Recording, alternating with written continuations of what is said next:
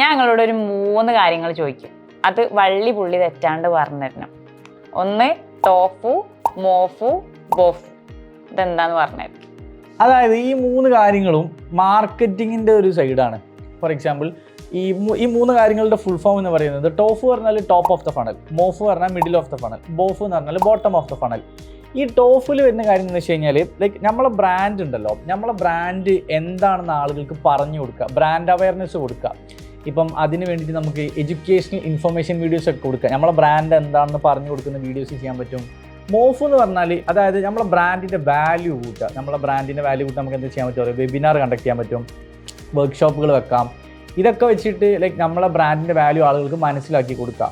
ബോഫു എന്ന് പറഞ്ഞാൽ bottom of the funnel, അതായത് അവിടെയാണ് സത്യം പറഞ്ഞാൽ നമ്മളെ ബിസിനസ് നടക്കുന്നത്.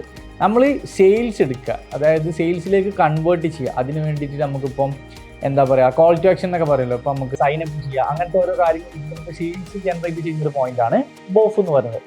ഇതൊക്കെ വരുന്നത് മാർക്കറ്റിംഗ് സെയിൽസിൻ്റെ ആ ഒരു സൈഡിലാണ് ടോഫു, മോഫു, ബോഫു എന്ന് പറയുന്നത്. സോ ഇതാണ് വള്ളി പുള്ളി തെറ്റാതെയുള്ള കാര്യങ്ങൾ.